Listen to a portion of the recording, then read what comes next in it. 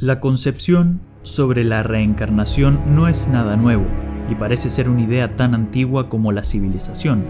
Por esto, incursionar en la historia revisando las diversas culturas que nos dejaron sus perspectivas sobre el tema resultará de utilidad para formar un primer marco desde el cual trazar nuestros pensamientos al respecto. Comenzaremos remontándonos 10.000 años antes de Cristo. Tribus arcaicas. Algunos arqueólogos sostienen que la creencia de la reencarnación puede trazarse incluso desde el 10.000 a.C., debido a que las tribus arcaicas tenían las costumbres de enterrar a sus muertos en posición fetal, para facilitar su nuevo nacimiento cuando volvieran a la vida. También se cree que la tradición de amortajar a los muertos, esto es, envolverlos en telas, era su manera de representar la membrana del feto al nacer, y que limpiaban los cadáveres tal como se limpia a un recién nacido. Es posible que estas tribus hayan concebido la reencarnación debido a una simple observación con la que convivían a diario. El ciclo de vida y muerte es un continuo sin fin. De hecho, todo es continuo. No existe la discontinuidad en el universo. Como expresaría Hermes, todo está en movimiento. De ahí que, percibiendo esa realidad, la reencarnación pudiese tener total sentido para estas tribus, pues lo obvio sería que existiese una continuidad de la conciencia, no su desaparición o extinción. Hoy en día, en cambio, desapegados de los ritmos naturales y apegados a computadores que se encienden y se apagan, a apretar botones y obtener comida, a ir al supermercado y colocar en el carro las carnes, los lácteos y las verduras, completamente desatendidos del flujo de los procesos que hicieron falta para que todo eso fuese posible, estamos enajenados de esa realidad continua. Hemos perdido de vista el flujo de la vida, el movimiento de los sucesos. Como diría Lao Tse, nos hemos extraviado del Tao. Pero esto no era así para las tribus antiguas, que concebían por lo tanto en la reencarnación una idea totalmente natural. Hinduismo. Las primeras menciones hindúes de un proceso de reencarnación aparecieron en los Upanishads, una serie de escritos religiosos que son datables hasta el 1500 a.C., pero cuya tradición oral se extiende mucho más atrás, resultando muy difícil estimar la fecha de su verdadera composición oral. En ellos se enseña que el hombre está sujeto a reencarnar una y otra vez, hasta librarse de todo aquello que lo apega a este mundo, pero además, el proceso de encarnación es estrechamente vinculado a la idea del karma y el dharma. El karma serán los castigos que el alma recibirá por su mal obrar, y el dharma sus recompensas por el buen obrar. Aunque esta comprensión de las ideas hindúes podrían ser una simplificación moderna, que poca congruencia tenga con las verdaderas ideas contenidas en la tradición oral, es, de todas maneras, lo que se afirma en líneas generales en la concepción hinduista actual.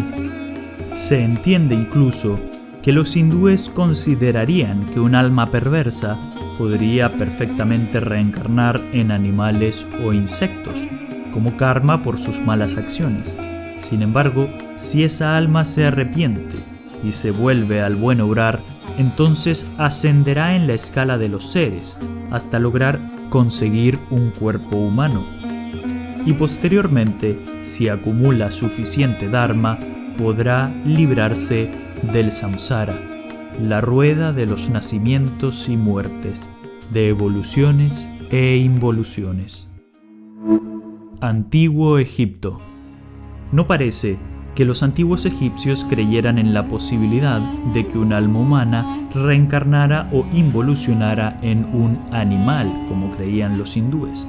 Lo más común era la convicción de que el alma ascendía a través de diversos grados hasta convertirse en un alma capaz de encarnar en un cuerpo humano. Una vez humano, se aspiraba a alcanzar la perfección a lo largo de otros tantos miles de grados de inteligencia cada vez más elevados. La cultura egipcia tenía creencias muy detalladas sobre el viaje del alma después de la muerte y de vuelta a la vida en un nuevo cuerpo. En esta travesía participaban los dioses, guiándole en el proceso y determinando su destino de acuerdo con la perfección o perversión que tal alma hubiese alcanzado. Cuando una persona moría, ésta debía encontrar el único camino posible hacia el inframundo o el Duat. Tal camino, se decía, se hallaba en la misma tumba del difunto.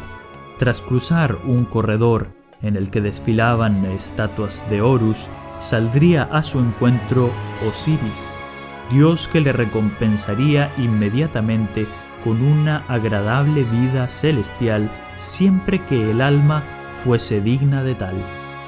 Los egipcios consideraban que la vida eterna era un eterno viaje de encarnaciones en encarnaciones sin fin. Estar en vida, por lo tanto, no era visto como algo malo o de lo que hubiese que huir. Al contrario, quienes eran virtuosos eran guiados por el mismo Osiris desde la vida celestial, es decir, después de la muerte, hacia una nueva vida terrenal. Aquellas almas perversas que no merecían esta oportunidad de volver a la vida eran privadas de la posibilidad de continuar su viaje después de la muerte. Se les negaba incluso el paso al inframundo y su existencia cesaba con la misma muerte. De hecho, se pensaba que era posible matar un alma de manera definitiva mediante la decapitación del cuerpo, por lo que se hablaba de una doble muerte, la material y la espiritual. La decisión de a quienes se les permitía continuar con su viaje post-mortem dependía de las personas vivas, las cuales, mediante determinadas acciones, como esta decapitación, podían evitar que un alma volviera a encarnar, pues la exterminaban de manera definitiva. A los virtuosos, sin embargo, se los dejaba transitar hacia el inframundo para continuar su viaje normal. Es interesante que los egipcios consideraran el viaje por el inframundo un proceso natural que el alma no podía evitar, al menos que fuese completamente virtuosa. Pero este no era un infierno eterno, sino simplemente un lugar de transición como cualquier otro. Más tarde, el alma llegaría al salón de Maat, donde su pureza sería evaluada para acceder al reino de Osiris. Frente a los 42 jueces de Maat, el alma debía recitar sus nombres y mencionar los pecados que no hubiese cometido. De esa manera, debía lograr enumerar los 42 pecados considerados como los más relevantes para los antiguos egipcios, declarándose así libre de todos ellos. Entonces, Anubis tomaría su corazón y lo pondría en una balanza, colocando en el plato opuesto una pluma de Maat, el dios de la armonía, la verdad y la justicia.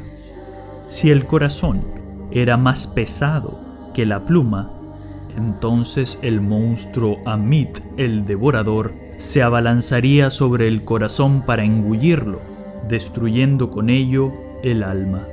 Pero si el corazón era tan liviano como la pluma, entonces el alma podía seguir hacia la vida eterna, y Tot registraría su nombre.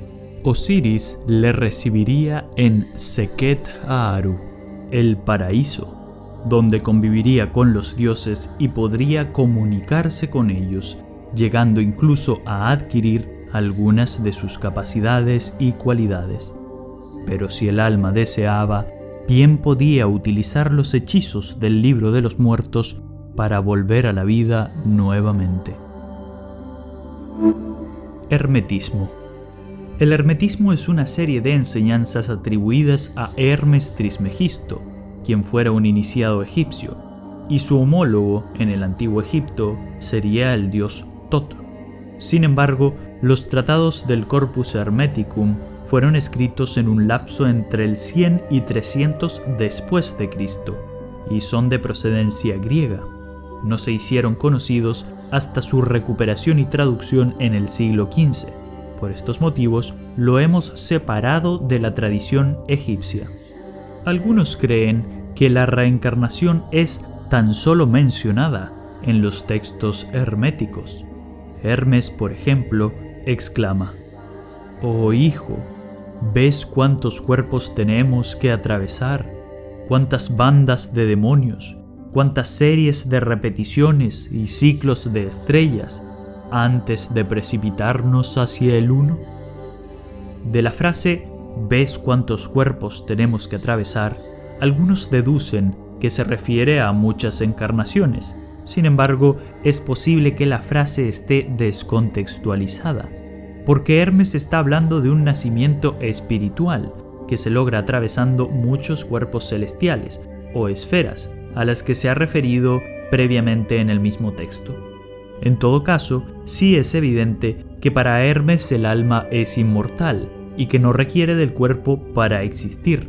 De hecho, el renacimiento hermético se basa en aprender a desprenderse de las pasiones y las sensaciones del cuerpo para elevar el alma inmaterial al conocimiento del Dios único. El Tao en China. El maravilloso Lao Tse, en el siglo VI a.C., estableció muy claro que nada muere, todo lo vivo está en un constante flujo, el Tao. De manera que el taoísta no busca acabar o deshacerse de su cuerpo material, sino que sigue el camino de las armonías, cuya culminación es volverse uno con el Tao. Para los taoístas, la muerte no es un principio ni un fin, es tan solo un proceso de tantos otros. Morir es, por lo tanto, pasar de un estado de ser, materia, a un estado de no ser, espíritu. Y aunque respecto a la reencarnación puede haber disensión entre las diferentes corrientes del taoísmo, muchos consideran que el flujo de nuestra existencia se basa en una serie de vidas materiales y vidas espirituales, nacimientos y muertes, en continua sucesión. Por lo que no existe una vía de escape de los tormentos materiales, como se conciben en otras religiones o concepciones culturales. Por eso mismo, el taoísta simplemente busca aprender a vivir en armonía con el flujo de su existencia y la existencia del Tao. No existe en el taoísmo algo como el karma hindú, pero se sobreentiende que la manera en la cual llevemos nuestras vidas, sea armónica o inarmónicamente, tendrá consecuencias siempre presentes en nuestra existencia, por lo que vivir en armonía traerá la paz y vivir en perversiones nos ahogará constantemente en dificultades y tormentos. Cada quien elegirá, sabiendo esto, cómo prefiere vivir. El Tao Te Ching, libro de los taoístas atribuido a Lao Tse, parece darnos indicios de la reencarnación, no refiriéndose a ella directamente, sino por deducción, puesto que vida y muerte son procesos que fluyen como el Tao. Todo depende del Tao, y nada puede existir sin él. Así pues, se nos indica que el movimiento del Tao es el retorno. El efecto del Tao es la flexibilidad. En el universo, todas las cosas nacen del ser. El ser nace del no ser. El Tao, siendo progreso, aparenta ser un regreso. Su flujo constante lo aleja sin cesar. Alejarse sin cesar es volver al origen. Si el Tao fluye como en círculos y todos los procesos dependen del Tao, entonces es posible afirmar que la conciencia humana, después de morir y desprenderse de su cuerpo, debiese volver sobre su camino igual que el Tao para habitar otro cuerpo. griegos. Como en todo, los griegos han de estar presentes, y esta no es la excepción. Los testimonios más tempranos sobre reencarnación, o como le llamaban los griegos, la metempsicosis, proceden de las tablas doradas de los misterios órficos, por el 600 a.C. En la tradición órfica, mediante rituales y por medio de una vida disciplinada, los iniciados eran purificados, permitiéndoles escapar al círculo de la necesidad o la rueda de los nacimientos. Algunos afirman que las creencias órficas sobre la reencarnación fueron obtenidas del antiguo Egipto, pues era común para los griegos viajar a Egipto a instruirse. La creencia en la reencarnación adquirirá una forma más rígida de teoría filosófica con Platón, pero antes será conocida gracias a Píndaro, Pitágoras y Empédocles. Para Platón, el alma pertenece al mundo trascendental de las ideas, desde el cual ha caído a esta existencia corporal, pero esta caída es temporal, y ella volverá al lugar al que pertenece tras la muerte. Sin embargo, la tierra es para el alma un periodo de prueba, durante el cual debe perfeccionarse para alcanzar la visión eterna del ser divino. Según Platón, en su Timeo, todas las almas fueron creadas iguales en su inicio, y cada una tenía la tarea de descubrir el amor, conquistando sus miedos y cóleras, su dolor y su placer, así como otras emociones que la perturban. Tal tarea era plausible mediante una vida filosófica, pero quienes se dejaran seducir por las pasiones corporales permanecerían sujetos a la rueda de los nacimientos, la metempsicosis. Platón, al igual que hindúes y egipcios, también se refirió a la posibilidad de reencarnar en animales como algo plausible.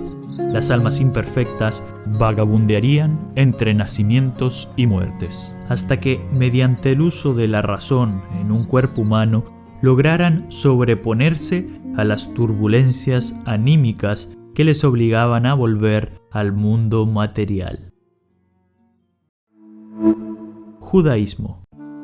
Los conocimientos judíos fueron transmitidos por siglos de manera oral, igual que en el hinduismo, por lo que trazar las fechas del origen de ciertas creencias resulta de suma dificultad. La Cábala, tradición ocultista de la religión judaica, que literalmente significa tradición oral, fue transmitida siempre por esa misma vía, de manera que algunos se remontan hasta Adán, Abraham o Moisés como originadores verbales de este conocimiento. El primer texto relacionado con cosmologías y magias esotéricas cabalísticas es el Sefer Yetzirah, o Libro de la Creación, que apareció entre los siglos 3 y 6 después de Cristo. En él se hace referencia a las 10 Sefirot y a las 22 letras del alfabeto hebreo. Solo con estos elementos, entendidos como principios metafísicos, Dios habría creado todo el cosmos. Para el siglo XII, cuando comienzan a aparecer los gérmenes de la Cábala moderna, encontramos el Sefer HaBahir, o Libro de los Esplendores, donde se hace referencia al concepto de Gilgul Neshemot, o ciclo de las almas. Este libro tuvo una influencia profunda y perdurable tanto en el cristianismo esotérico como en el judaísmo. El Zohar es otro libro central de la Cábala. Apareció entre el siglo XII y XIII en España, escrito por Mosés, quien lo atribuiría a Shimon Bar Yochai, un rabino que lo habría escrito durante el primer siglo después de Cristo, luego del asedio a Jerusalén y la destrucción del segundo templo. Estando escondido en una cueva por 30 años, el rabino habría recibido inspiración directa del profeta Elías para escribir el libro. En esta obra se lee: todas las almas están sujetas a la transmigración, y los hombres que no conocen los caminos del Señor, que sean bendecidos. Ellos no saben que están siendo traídos delante del tribunal, tanto cuando entran en este mundo como cuando salen de él. Son ignorantes de las muchas transmigraciones y pruebas secretas que deben pasar. Cabe destacar que el judaísmo tiene diversas ramas y no todos aceptarán las tradiciones cabalísticas o la idea del Gilgul Neshamot. En general, las corrientes ortodoxas del judaísmo, del cristianismo y del islam se oponen fuertemente a estas concepciones sobre la reencarnación y el karma. Cristianismo. Muchos padres de la Iglesia cristiana negaron la posibilidad de la reencarnación. San Agustín de Hipona la rechaza en su libro La ciudad de Dios. Los padres capadocios, Gregorio de Nacianzo, Basilio de Cesarea y Gregorio de Nisa, estudiaron los conocimientos helenísticos y dieron al cristianismo una estructura adecuada a las categorías filosóficas griegas, pero rechazaron el concepto de la transmigración de las almas, sobre todo respecto al punto de la posibilidad de encarnar en animales. Sin embargo, Orígenes especulaba sobre la posibilidad de la reencarnación. En su libro Sobre los Principios menciona que, si puede demostrarse que un ser incorpóreo y con razón tiene vida por sí mismo independientemente de su cuerpo, y que en su cuerpo está peor que fuera de él, entonces, sin duda alguna, los cuerpos serían de importancia secundaria y surgen para satisfacer las diversas condiciones de las criaturas capaces de razonar. Los que necesitan cuerpos se visten con ellos y, por el contrario, cuando las almas se han elevado a cosas mejores, sus cuerpos son aniquilados. Por lo tanto, están siempre desapareciendo y siempre reapareciendo. En este trabajo, Orígenes plantea la posibilidad de la reencarnación de manera especulativa. Solo nos ha llegado este trabajo por las traducciones de Rufino de Aquilea, quien, convencido de que el trabajo había sido alterado por herejes, modificó y omitió todas las secciones que consideró inapropiadas. Más tarde, el teólogo Jerome de Estridón, conmovido por la pésima traducción de Rufino, hizo la suya propia, para que, según él mismo, quedaran al descubierto las herejías de Orígenes. Lamentablemente y convenientemente para la Iglesia Católica, solo nos han llegado las traducciones de Rufino, quien la tradujo pésimamente. Estas herejías le valieron a Orígenes, quien fuese uno de los más admirados padres de la Iglesia, ser mencionado durante el Segundo Concilio de Constantinopla en la Maldición o Anatema 11. Si alguno no anatemiza contra Arrio, Eunomio, Macedonio, Apolinar, Nestorio, Eutiques, Orígenes, con todos sus escritos impíos, ese tal es anatema. Tal manera particular de actuar de la Iglesia no nos es para nada desconocida, y gracias a esto mismo, hoy solo nos ha llegado un filtro tremendamente sesgado de las diversas creencias cristianas. Pero siempre existieron algunas sectas cristianas perseguidas hasta la muerte por la Inquisición que consideraron cierta la reencarnación, como los bogomilos y los cátaros. Eventualmente hay textos cristianos que enseñan la reencarnación de manera explícita, pero no son considerados parte del canon religioso de la Iglesia Católica, ni de la Ortodoxa, ni de las protestantes. Uno de ellos es el Pistis Sophia, que aparece por el 275 después de Cristo, con fuertes tintes gnósticos, y describe al alma que es guiada por una serie de etapas hacia el cosmos superior hasta la Virgen de la Luz, que determina sus pecados y se le concede un nuevo cuerpo acorde con lo que merece.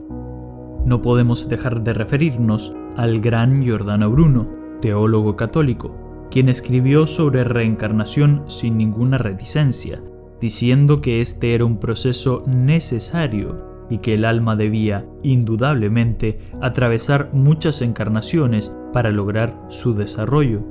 Consideraba que todo existe en un continuo progreso, que puede existir un juicio en la muerte, pero nunca un juicio final.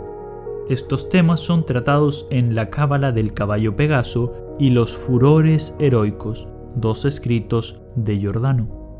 Es importante destacar que Bruno plantea lógicamente la imposibilidad de que el alma se encarne en cuerpos no humanos, como se afirmó en culturas antiguas.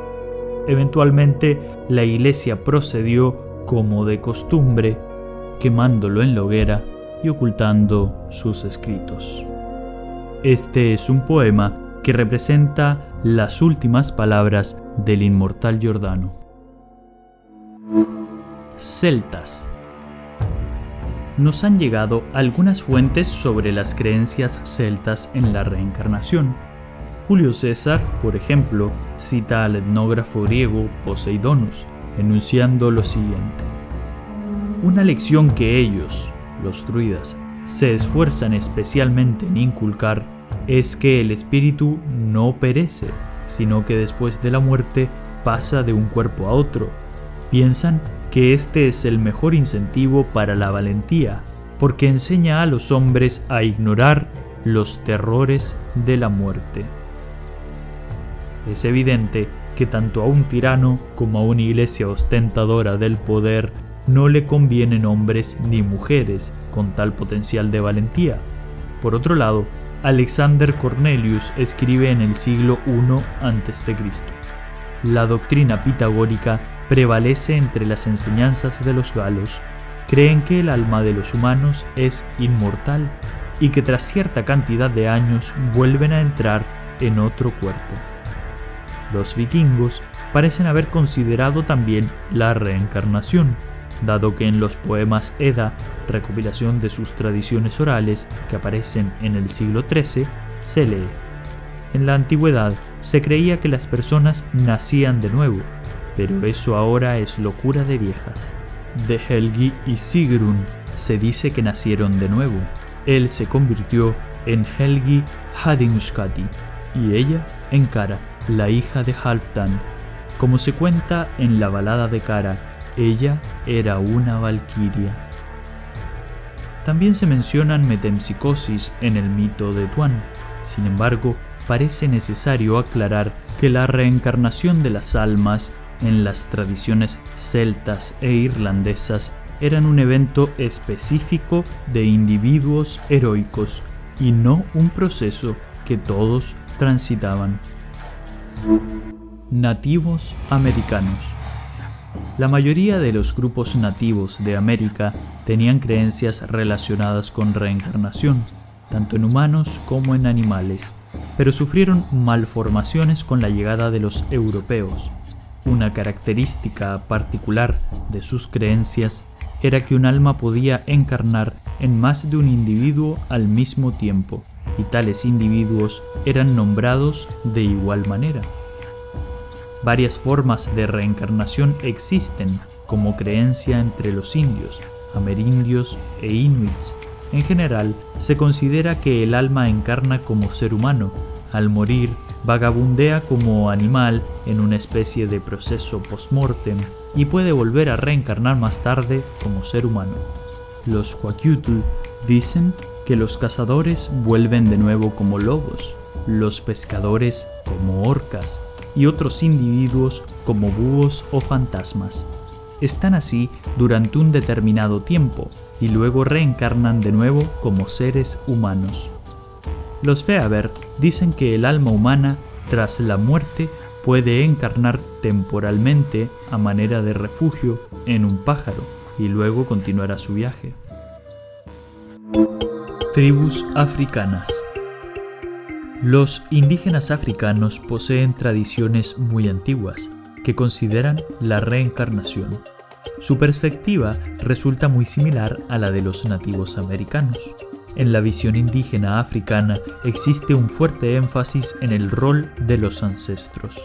Para llegar a ser un ancestro, se debe haber practicado una vida ejemplar. ganándose el respeto y la apreciación del grupo. Luego de la muerte, los ancestros recibirán las almas de los demás, y quienes aún viven deberán recordar apropiadamente, mediante ceremonias, a sus ancestros.